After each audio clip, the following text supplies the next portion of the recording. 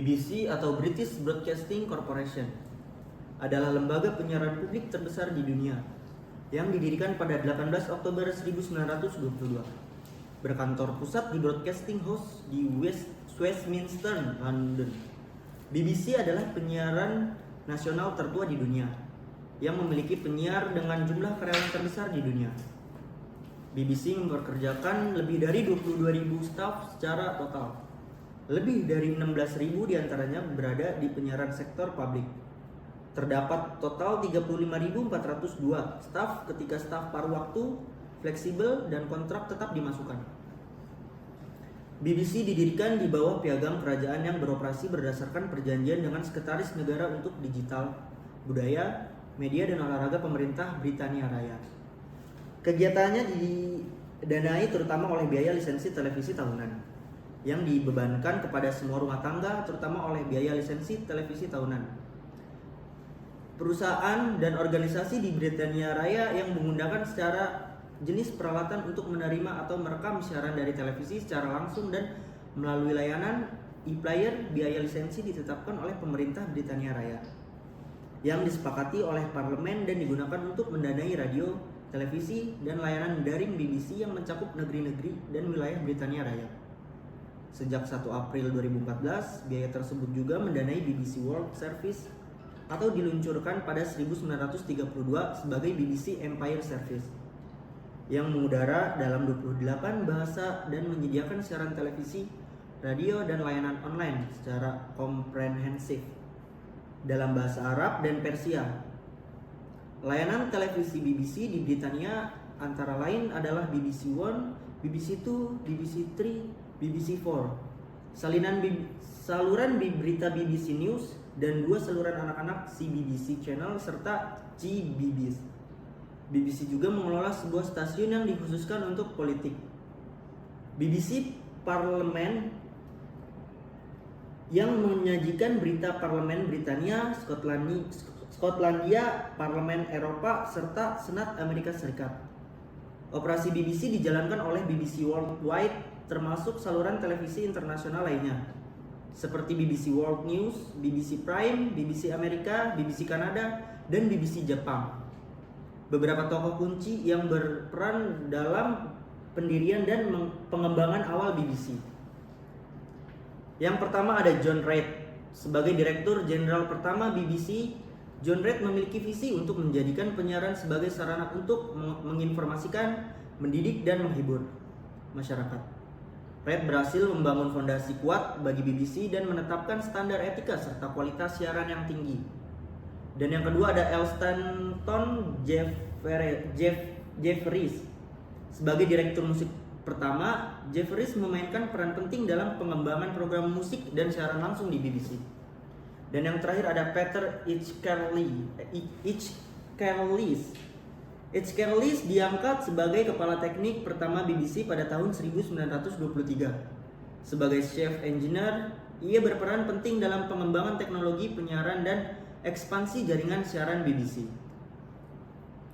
Dan selanjutnya ada Percy Edgar sebagai manajemen umum stasiun radio BBC pertama di luar London dan di Birmingham. Edgar berperan dalam peluncuran program Children's Hours dan pengembangan siaran regional di BBC. Dan yang terakhirnya ada Cecil Arthur Lewis sebagai salah satu dari 5 eksekutif muda yang mendirikan British Broadcasting Company pada tahun 1922. Lewis berperan sebagai penulis, produser, dan sutradara dalam pengembangan awal siaran radio di Inggris. Pengaruh BBC di Indonesia. Pengaruh BBC untuk bangsa ini adalah untuk menyebarkan informasi dan berita, khususnya BBC News, memiliki pengaruh signifikan terhadap masyarakat Indonesia. BBC News Indonesia menyajikan berita secara imparsial dan independen yang dapat meningkatkan pemahaman masyarakat tentang isu-isu global dan nasional. Meskipun BBC bukan organisasi yang secara langsung terlibat dalam proses perdamaian, memainkan peran penting dalam memberikan informasi dan menyuarakan isu-isu yang terkait dengan perdamaian di Indonesia.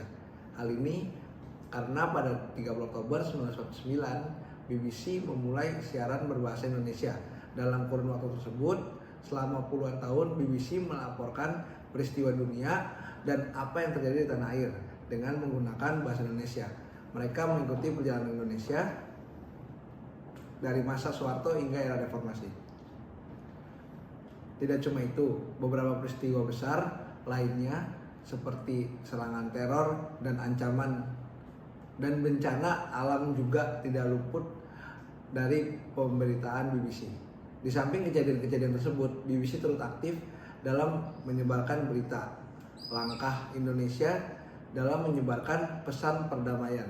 BBC News misalnya meliputi perdamaian di Aceh dan memberikan suara kepada pihak-pihak yang terlibat dalam proses tersebut. Kalau BBC kita udah pasti yakin, ini beritanya berita yang betul kayak gitu, bukan berita propaganda. Sangat objektif karena kan cover both side. Misalnya ada pihak Indonesia menyampaikan ABC misalnya kayak gitu. Misalnya kita nggak sesuai kan kita bantah. Artinya juga BBC mewawancarakan kita kan. BBC News Indonesia telah memberikan liputan mendalam mengenai proses perdamaian di Aceh, khususnya terkait dengan penandatanganan MOU Helsinki pada 15 Agustus 2005 antara pemerintah Indonesia dan Gerakan Aceh Merdeka atau GAM. Liputan ini menyoroti bagaimana bencana tsunami 2004 menjadi titik balik yang mendorong kedua belah pihak untuk duduk bersama mencapai kesepakatan damai. Setelah melalui wawancara dengan berbagai pihak termasuk mantan anggota GAM seperti Nur Hayati, BBC menggambarkan bagaimana peristiwa tersebut membuka jalan bagi perdamaian dan rekonsiliasi di Aceh.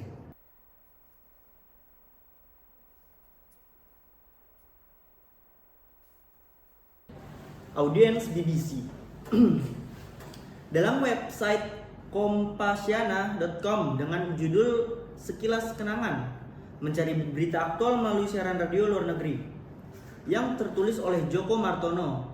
Dalam situs ini menceritakan bagaimana pengalaman seseorang yang pada masa kecilnya sering mendengar siaran radio luar negeri, salah satunya adalah radio BBC London. Ia mengatakan, bagi saya sendiri, hal yang paling berharga dalam hidup dan kehidupan yaitu data atau info. Memiliki data atau info yang berkualitas tentu akan sangat membantu kehidupan di mana saya berada. Karenanya pula, mencari berita aktual melalui media alternatif yang sangat terjangkau, yakni melalui siaran-siaran radio luar negeri, merupakan sarapan pagi dan hidangan petang, sebagai penunjang atau pelengkap kebutuhan hidup sehari-hari. Jika saya saat itu ingin segera mengetahui peristiwa secara atau seperti untuk rasa, demonstrasi atau pemikiran kritis terutama dari kampus-kampus di negeri sendiri harus mencari info aktual melalui sumber radio siaran luar negeri yang para wartawan atau reporternya sudah terlatih sehingga disiarkan melalui teknik peliputan yang cenderung banyak dari sisi. Perlu diketahui bahwa medium radio terutama stasiun yang memancar di gelombang pendek atau shortwave kala itu sebelumnya di era new media atau internet merupakan salah satu sarana paling andal bagi khalayak untuk memperoleh berita-berita aktual. Di samping harganya terjangkau, praktis hampir bisa diakses hingga pelosok terpencil. Beberapa penyiar BBC London yang masih lekat dalam ingatan saya waktu itu di antaranya Ibrahim Arif Kusman, Inke Maris atau sudah almarhum, Anah Sahroni, Hanafi Harun, Oking Gandah Miharja, Hasan Asari Oramahi, Iskandar Sukmana, Irna Sinulingga, dan yang lainnya.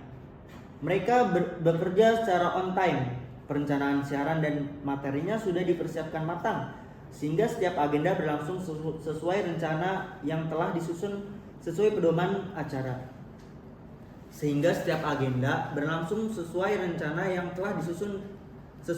acara. Pendengar pun jika ingin peroleh info secara lengkap harus ikut berperilaku disiplin, menyesuaikan dengan jadwal waktu yang telah ditetapkan. Apalagi saya sudah cukup lama menggauli BBC seksi di Indonesia. Sudah kenal, sudah memahami dan mengikuti siaran-siarannya. Maka saat itu pula saya ajukan sebagai tema atau dalam proposal skripsi dan langsung mendapat persetujuan dosen pembimbing. Tanpa banyak coretan atau dalam bahasa promo halusnya, everything is running well. Hal ini turut menggambarkan bahwa pengalaman itu akan sangat berharga di kemudian hari. Bisa membimbing dan menjadi guru untuk diri sendiri atau mungkin pula untuk orang lain. Selanjutnya ada jurnalis BBC.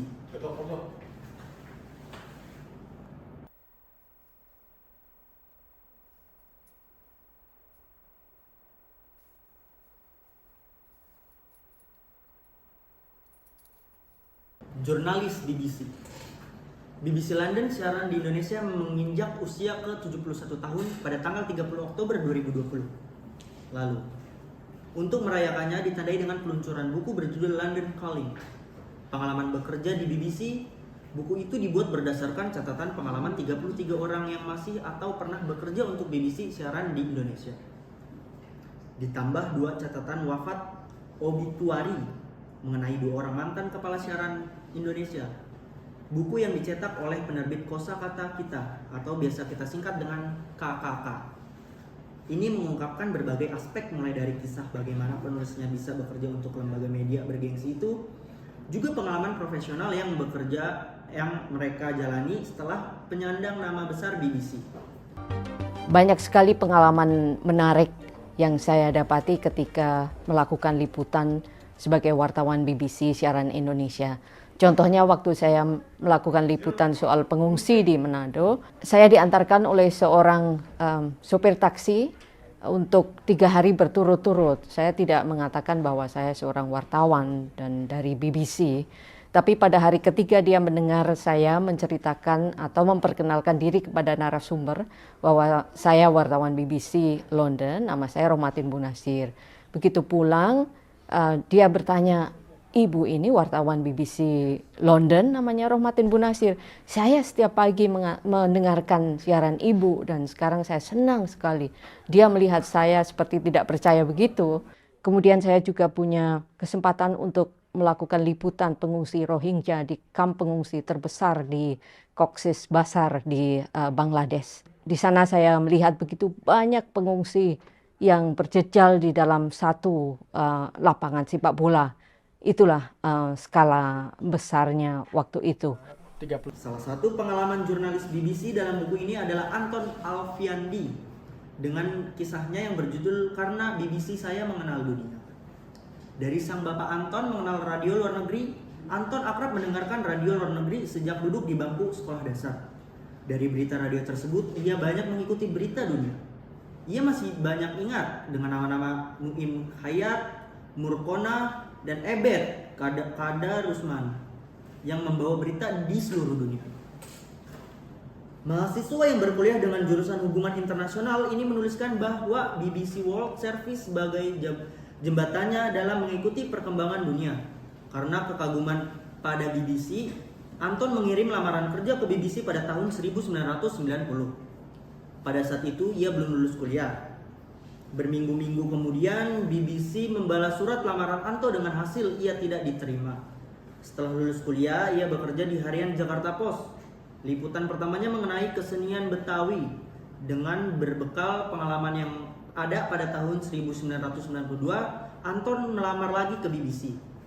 Dan pada akhirnya pada 2 Maret 1993, Anton tiba di London untuk bekerja di BBC. Hal pertama yang ia dapat di sana adalah ia dilatih keterampilan teknik jurnalistik radio. Kesan Anton terhadap BBC adalah alergi propaganda dari para politikus.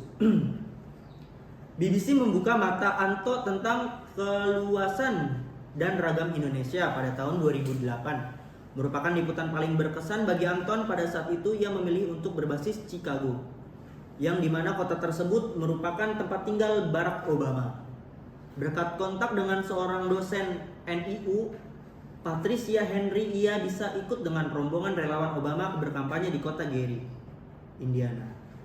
Ia mengikuti para relawan Obama berkampanye dari PIN UK, pintu di suatu pemukiman miskin yang mayoritasnya berkulit hitam, legam. Liputan itu memberikan kesan mendalam bagi Anton karena kemiskinannya yang ia lihat membuatnya shock. Tetapi pada tahun tersebut Obama menang di wilayah Indiana, yang artinya membawa angin perubahan yang dia bawa Anton merasa beruntung bisa melaporkan kepada pendengarnya bahwa pertama kalinya seorang kulit hitam menjadi presiden Amerika Serikat. Sejak tahun 2011, Anton sudah tidak lagi bekerja di BBC. Kemudian ada kisah dari Rina Setiawati dengan tulisan berjudul Berada di Antara Bintang. Pada tahun 2003, ia mendapat beasiswa di British Council. Akan tetapi ia memiliki cita-cita untuk berkuliah di London School of Economics dan sambil bekerja di BBC. Namun cita-citanya tersebut ia pendam mengingat kuliah yang akan full time dan juga orang bekerja di BBC World Service hanya terjadi pada jurnalis sekelas dunia. Lalu Rina berkenalan dengan Sastra Wijaya dalam pertemuan komunitas masyarakat Indonesia di London. Sastra telah beberapa tahun bekerja di BBC sebagai produser. Keduanya juga merupakan alumni dari universitas yang sama yaitu UGM atau bisa kita sebut Universitas Gadjah Mada. Sastra pada saat itu mendorong Rani untuk mendaftar ke BBC karena pada saat itu BBC sedang membutuhkan tenaga penerjemah pembaca berita paruh waktu. Dan pada akhirnya pada 2 Juni 2003 Rani dinyatakan lulus dalam tes wawancara dan tertulis ia resmi bekerja untuk BBC. Awal Rani bekerja ia merasa sulit karena harus membagi waktunya antara kuliah dan juga bekerja. Dan pada November 2005 kontrak Rani dihentikan oleh BBC. Sampai akhirnya pemutusan kontrak ini harus sampai ke ruang sidang agar Rani mendapatkan hak-haknya selama bekerja di BBC. Setelah tidak bekerja di BBC, Rani bekerja sebagai pengajar bahasa Indonesia di Language Center, School of Oriental and African Studies atau bisa kita singkat dengan SOAS, London. Selain cerita dari pengalaman kedua orang tersebut selama bekerja di BBC, ada juga cerita yang tidak kalah menariknya dari buku tersebut. Misalnya seperti Dewi Savitri menulis 8 tahun di lantai 15, Rijal Primadi, BBC Sang Guru, Nuraki Aziz, Antara Kerja dan Hobi, dan masih banyak yang lainnya. Ada juga penyiar BBC yaitu Hasan Asyari Oramahi yang menulis 2 buku jurnalistik radio dan menulis juga untuk telinga. Buku ini berisi tentang panduan bagi kita dalam menyajikan teknik untuk mempersiapkan siaran radio dengan sebaik-baiknya. Lalu ada Abdullah Alamudi, 30 tahun lebih bekerja di bidang pers atau juga pernah berkarir di BBC dan menulis buku dengan judul Teknik Melakukan dan Melayani Wawancara. Buku ini membahas tentang apa yang harus dipersiapkan pada saat wawancara. Bagaimana menyiapkan wawancara agar menghasilkan berita yang